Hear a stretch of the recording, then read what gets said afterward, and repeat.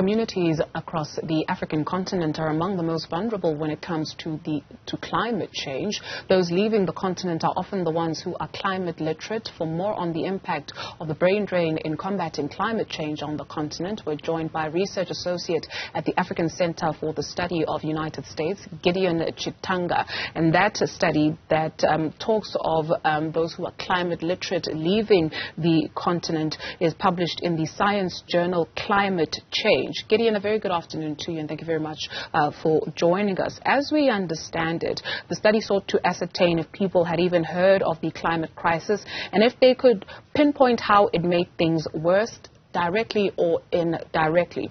So what does it mean to be climate literate? Because we understand these are the people that are exiting the continent. So I think that the concept of climate literacy is quite a controversial concept. Certainly from the study, it was defined in terms of a sense of awareness of the climate change crisis and how it is reflected in the sense of consciously pointing out the problems associated with climate change. But if you think of the African continent and maybe everywhere else, the challenges of climate change are a lived reality.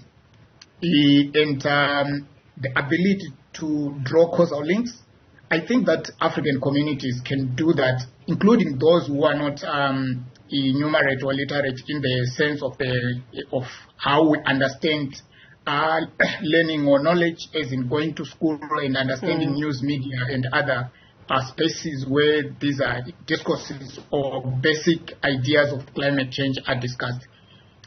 I think that Africans, everywhere where they live, they deal with challenges of climate change, drought,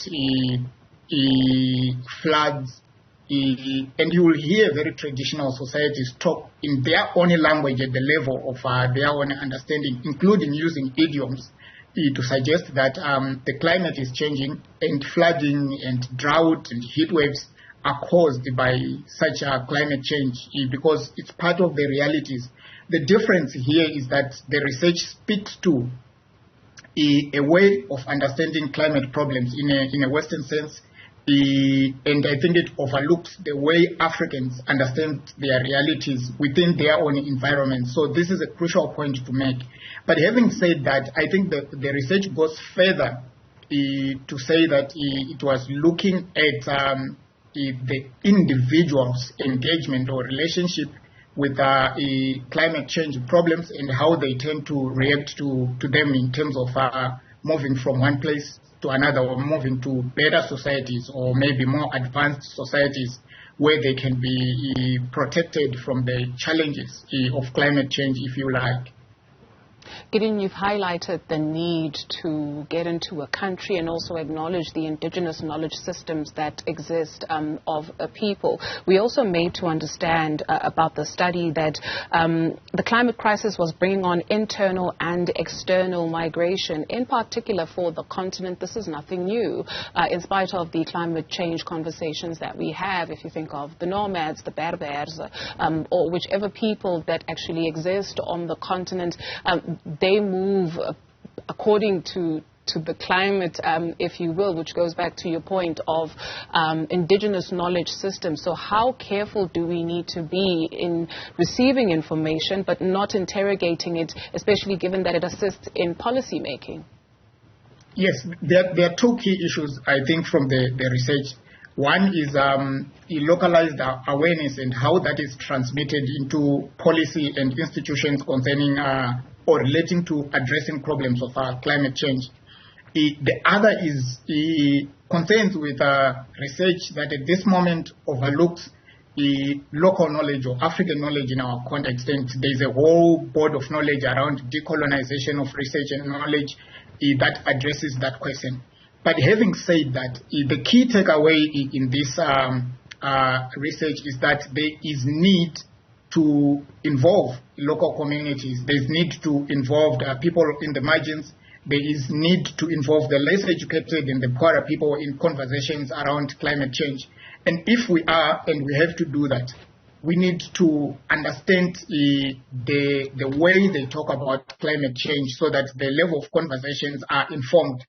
Otherwise, if we take an elite-centric approach, we exclude them. At policy level, a key point is ongoing debates at government level, private business. You've taken this discussion to a very high level, focusing on the transition from fossil, specifically coal energy, to other forms of energy. So if we are to engage with communities, we have to think about other interventions that are convenient and useful to them. Solar energy, for example, I think is easily accessible and easily available. Wind energy, easily accessible and easily available.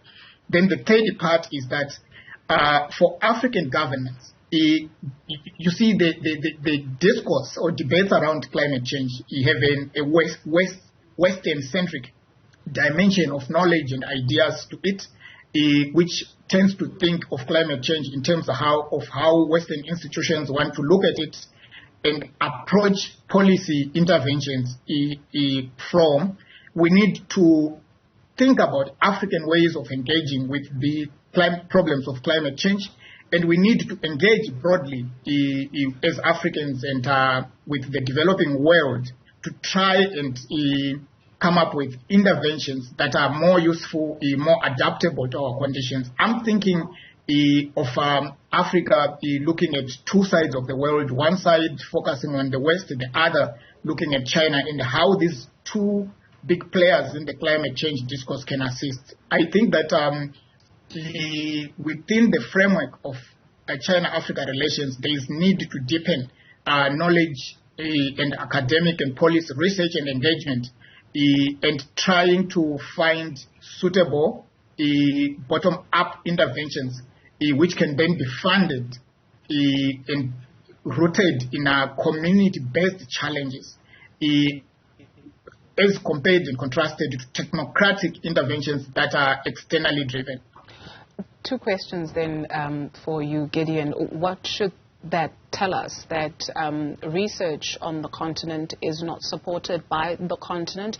And the second one, when you go, again, cap in hand, in the name of collaboration, right, you still will find there'll be an influence. So how is it that countries in the global south can be independent and bolster their research efforts in order to paint an accurate picture?